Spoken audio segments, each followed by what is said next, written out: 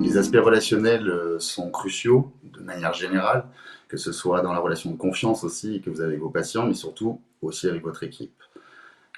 Chez Binas Global Dental School, pour nous, votre équipe est une ressource très précieuse et vous devez effectivement y apporter beaucoup d'attention.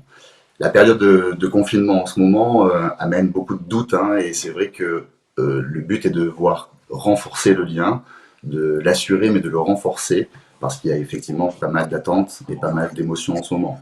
Donc j'allais dire une fois les périodes passées, hein, de première semaine, d'organisation logistique sur tout ce qui concerne effectivement la fermeture du cabinet, le chômage partiel, la mise en place voilà, des congés peut-être, des arrêts maladie, de ce genre de choses-là.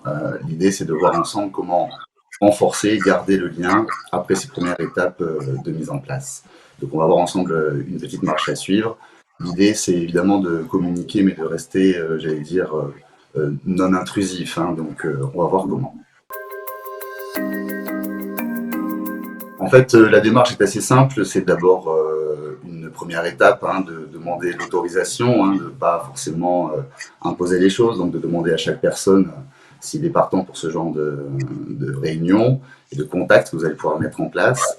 Et puis après, la deuxième étape, c'est de définir le cadre, c'est-à-dire le temps, les horaires, à quel rythmique on va pouvoir faire ça.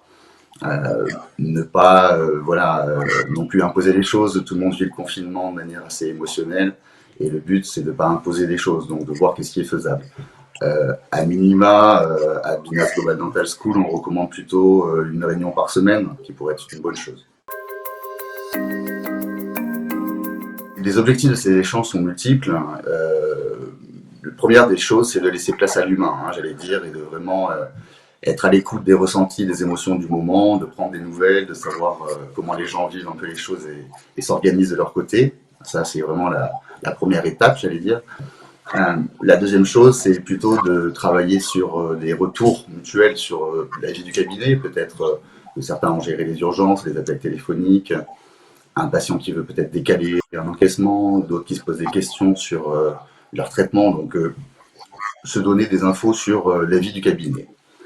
Et troisièmement, et peut-être le plus important, j'allais dire, c'est aussi, une fois qu'on en aura un peu plus de perspective sur le fameux déconfinement, d'organiser les idées de la reprise, hein, parce que l'objectif va être d'être très soudés les uns avec les autres, et donc de bien travailler sur, une fois qu'on en saura plus sur le contexte, les modalités de reprise, l'agenda, les mesures d'hygiène, la gestion des urgences, le planning des vacances, bref, beaucoup de choses vont être remises à plat.